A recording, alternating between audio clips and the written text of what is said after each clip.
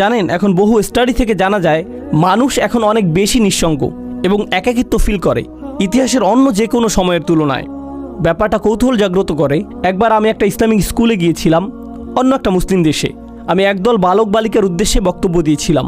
এক পাশে ছিল প্রায় 300 থেকে 400 বালক এবং অন্য পাশেও ছিল প্রায় 300 থেকে 400 বালিকা 13-14 বছর বয়সের। আমি একটা বক্তব্য দিয়েছিলাম, প্রিন্সিপাল এবং অন্যান্য শিক্ষকরাও সবাই সেখানে উপস্থিত ছিল। তো তারা একটি প্রশ্নোত্তর সেশনের আয়োজন করেছিল 800 ছাত্রছাত্রী রুমের ভেতর। কেউ কোনো প্রশ্ন জিজ্ঞেস করলো না।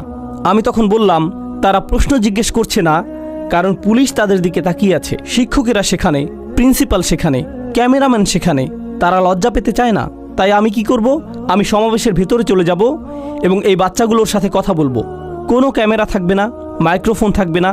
আমি ভেতরে গেলাম ছাত্রীদের সেকশনে, শুধু ছাত্রীগুলোর সাথে কথা বলেছিলাম 2 ঘন্টা যাবত। তাদের প্রশ্নের যেন আর শেষ নেই।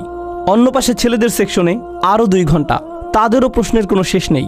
আর সবচেয়ে কমন প্রশ্নটি ছিল, সব সময় একাকিত্ব ফিল করলে কি করব? যদি নিজের সরব উপস্থিতি না থাকে তখন কি করব?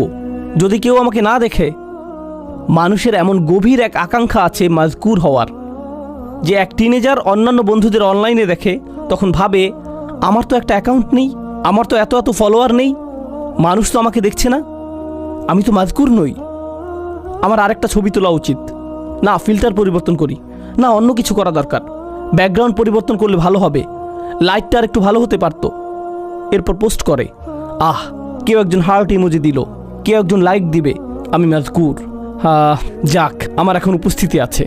আর যদি পোস্ট না করেন, যদি এক টুকরা পিজার ছবি পোস্ট না করেন, কোথায় দাঁড়িয়ে আছেন সে ছবি, কোথায় দাঁড়িয়ে আছেন সেই ছবি, কোন পার্কে আছেন, আবু জেহেলের কোন উইজডম বা কোনো কিছু একটা, যদি এটা পোস্ট না করেন, তখন হঠাৎ মনে হয় আমি যে জীবিত আছি এটাও তো কেউ জানে না।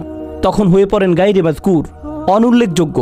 যতকাল যাবৎ মহাবিশ্বের অস্তিত্ব আছে তার অধিকাংশ সময় জুড়ে এবং যতকাল যাবৎ মানুষের অস্তিত্ব আছে আপনি ছিলেন গায়রে মাজকুর। আর এমন একটি সময় দ্রুতই ঘনিয়ে আসছে যখন আপনি আর আমি কবরে শায়িত হব, আর কিছু মানুষ আমাদের কথা মনে রাখবে এবং তারা আমাদের জন্য কাঁদবে। এরপর সময়ের পরিক্রমায় আমরা আবার গায়রে মাজকুর হয়ে যাব। আমরা বিখ্যাত মানুষদের কথা মনে রাখি, আমরা ইসলামের ইতিহাসের বিখ্যাত আলেমদের কথা স্মরণ করি। আমরা স্মরণ করি যেমন ইমাম শাফিঈর কথা রাহিমাহুল্লাহ বা ইমাম আবু হানিফার কথা রাহিমাহুল্লাহ, কিন্তু তাদের তো বড় পরিবার ছিল, কেউ তো তাদের পরিবারের কথা স্মরণে আনে না। তাদের অনেকেই আমাদের নিকট এখন অদৃশ্য। আমরা শাসকদের কথা মনে করি না, সেই সময়ের সম্পদশালীদের কথাও আমরা মনে করি না, আমরা ভালো চেহারার মানুষদের কথাও স্মরণে আনি না, আমরা জনপ্রিয়দের কথাও স্মরণে আনি না, বিখ্যাত মানুষদের কথা অথবা তাদের কর্মের কথা আমরা স্মরণে আনি না। তারা বিস্মরণের অতল গহ্বরে তলিয়ে গেছে, তারা আবার অপ্রাসঙ্গিক হয়ে পড়েছে। আর আল্লাহ আমাকে আপনাকে শিক্ষা দিচ্ছেন, তোমরা এই জিনিসের পেছনে ছুটে চলছো প্রাসঙ্গিক হতে, স্মরণযোগ্য হতে, আলোচিত হতে, ফলোয়ারদের সাথে যুক্ত হতে। এই জিনিসটাই ছিল তোমার সবচেয়ে কামনীয়, কিন্তু তোমাকে তো মূলত গায়রে মাজকুর হিসাবে সৃষ্টি করা হয়েছে। খুব শীঘ্রই তুমি আবারও গায়রে মাজকুর হয়ে পড়বে। তারা পুনরায় অপ্রাসঙ্গিক অবস্থায় প্রত্যাবর্তন করবে। চিত্রটা খুবই নিরাশাজনক। কেউ আমার কথা মনে করবে না, কেউ আমাকে জানবে না। প্রসঙ্গত এমনকি যেসব মানুষরা আল্লাহকে বিশ্বাস করে না তারাও স্মরণীয় হয়ে থাকার চাহিদা অনুভব করে। তাই দেখবেন বিলিয়ন বিলিয়ন ডলারের মালিকেরা যারা কোনো কিছুতে বিশ্বাস করে না, তারা কোনো ধর্মে বিশ্বাস করে না, আর তারা মৃত্যুর সময় খুবই বৃদ্ধ, মৃত্যুর সময় তারা নিজেদের সম্পদ কোনো হাসপাতালে দান করে যায় বা কোনো দাতব্য সংস্থায় দান করে দেয়, কিন্তু সাথে একটা শর্ত আরোপ করে, বিল্ডিংয়ের গায়ে যেন আমার নাম লেখা থাকে, বা আমার একটা মূর্তি তৈরি করবে আর বিল্ডিংয়ের প্রবেশ পথে ওটা রেখে দিবে। কারণ যদিও আমার অস্তিত্ব না থাকে, আমার স্মৃতি যেন বেঁচে থাকে। আমাকে তবু মাজকুর হতে হবে যদিও আমার অস্তিত্ব না থাকে। এটি এমন কিছু যা তাদের হৃদয়ের গহীনে স্থাপন করে দেওয়া হয়েছে। কিন্তু এই যে আকাঙ্ক্ষা, আল্লাহ একটি বাচ্চার ভেতরে এটি রেখেছেন, শিশুটির মনোযোগ পাওয়ার আকাঙ্ক্ষা, বা যে আকাঙ্ক্ষাটা আল্লাহ মানুষের ভেতরে রেখে দিয়েছেন, যা মাল্টি বিলিয়নিয়ার ডলারের সোশ্যাল মিডিয়া ইন্ডাস্ট্রির মূল চালিকা শক্তি। মানুষ যদি অন্যের মনোযোগ না চাইতো, সোশ্যাল মিডিয়ার জন্ম হতো না, এর অস্তিত্ব থাকতো না। এগুলো শয়তানি কোনো মেশিন না, এগুলো শুধু আমাদের আকাঙ্ক্ষাগুলো খেয়েই বেঁচে আছে। আমাদের এই আকাঙ্ক্ষাগুলো থাকার কারণেই এগুলো এদের মতো করে কাজ করতে পারছে। এগুলো আমাদের কার্যকলাপ খেয়েই টিকে আছে। ব্যাপারটা হলো, আল্লাহ কেন এই চাহিদাটা আমাদের ভেতরে রেখেছেন? এর উদ্দেশ্যটা কি? আমি কেন সর্বদা স্বীকৃতির অন্বেষণে থাকি? কেন এমন মনে হয়? কেন আমার ভেতরটা শূন্য মনে হয় যদি স্বীকৃতি না পাই? জানেন, আমি কিছু একটা ফিল করি যদি মনে হয় আমার কোনো উল্লেখ নেই, কেমন যেন ফাঁকা ফাঁকা অনুভূত হয়। আর আল্লাহ নিজেই এই ব্যাপারটা বর্ণনা করেছেন পরের আয়াতগুলোতে। তিনি বলেন, ইন্না হাদাইনাহুস সাবিলা ইম্মা শাকিরান ওয়া ইম্মা কাফুরা। আমি তাকে পথ দেখিয়েছি, একটা পথ। আল্লাহ প্রতিটি মানুষের ভেতরে প্রোগ্রাম করে দিয়েছেন যে তারা এই জীবনে একটি সফরে আছে, এখন এই সফরের একটি অংশ হলো উপলব্ধি করেন বা না করেন, আপনি সেই সফরে এমনিতে আছেন। ইন্নাকা কাদিহুন ইলা রব্বিকা কাদহান ফামুলাকিহি।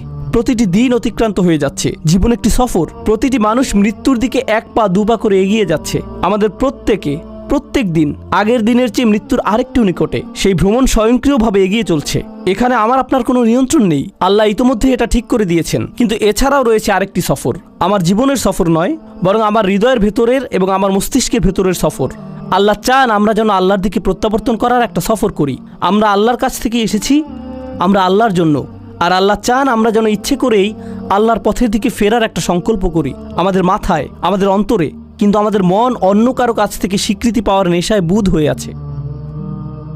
এটা অন্য মানুষদের কাছে গ্রহণযোগ্যতা পেতে চায়। কিন্তু আল্লাহ চান আমাদের হৃদয় এবং মস্তিষ্ক যেন সবার আগে আল্লাহর কাছে স্বীকৃতি খোঁজে। আল্লাহর কাছে স্বীকৃতি খোঁজে। আমার রব কি আমার প্রতি খুশি? আমার রব কি আমার ভালো কাজটির দিকে তাকিয়ে খুশি হয়েছেন? আমার এই সেবা দেখে কি আমার রব খুশি হয়েছেন? আমি কি আমার জীবন এমনভাবে অতিবাহিত করেছি যে একদিন যখন এই ভ্রমণের সমাপ্তি হবে তখন তার সাথে আমার সাক্ষাতের সুযোগ হবে? তিনি বলেন, ইম্মা শাকিরান। আল্লাহ মানুষকে এই সফরে এগিয়ে যাওয়ার সামর্থ্য দিয়ে সৃষ্টি করেছেন। আপনি আমাদের প্রত্যেকের জন্য রয়েছে 2টি পছন্দের বিষয়। হয় আমরা কৃতজ্ঞ অথবা আমরা চরম অকৃতজ্ঞ। ইম্মা শাকিরান ওয়া ইম্মা কাফুরা। চলুন সাধারণ ভাষায় কৃতজ্ঞতার অর্থ বোঝার চেষ্টা করি কিছুটা। যদি আমি আমার ছেলেকে একটি বাইসাইকেল কিনে দেই আর সে বলল, থ্যাংক ইউ, ধন্যবাদ বাবা। আমি তাকে বাইসাইকেল কিনে দিলাম, কিন্তু সে জীবনেও এটাতে চড়েনি। সে বাড়ির এক পাশে এটি ফেলে রাখলো, কাপড় দিয়ে মুড়িয়ে রাখলো। এখন ওই থ্যাংক ইউর কোনো অর্থ নেই। কেন? কারণ সে যদি সাইকেলটি প্রতিদিন চালাতো, পরিষ্কার করত, প্রতিদিনের যত্ন নিত, তখন আমি বলতাম আমার ছেলে সাইকেলের জন্য কৃতজ্ঞ। কিন্তু সে যদি কখনো এটি ব্যবহার না করে ফেলে রাখে, সে যতই সাইকেলের জন্য ধন্যবাদ দিক না কেন, এটা কোনো ব্যাপার না। সাইকেলটা যে পরে থেকে ধুলাবালি সংগ্রহ করছে, তাই তার কথাগুলো ফাঁকা বুলি ছাড়া আর কিছুই না। এর নাম কৃতজ্ঞতা নয়। সহজে বোঝা গেল তো? যখন আল্লাহ আমাকে হেদায়েত দিয়েছেন, আল্লাহ আমাকে এই জীবনের একটি লক্ষ্য দিয়েছেন, আর আল্লাহ বলছেন তুমি কি এই হেদায়েতের জন্য কৃতজ্ঞ হবে? আমি কি সেই হেদায়েতের জন্য কৃতজ্ঞ হব নাকি হব না? তার মানে আল্লাহ আমাকে যা দিয়েছেন, যদি আমি তা ব্যবহার না করি, যদি আমি তা জীবন চলার পথে কাজে না লাগাই, তখন আমি যত খুশি আলহামদুলিল্লাহ বলতে পারি, এটা অর্থহীন। আমি তো উপহারটি ব্যবহার করছি না, আমি কোনোভাবেই এটি কাজে লাগাচ্ছি না। এটাই হলো ইম্মা শাকিরান ওয়া ইম্মা কাফুরা।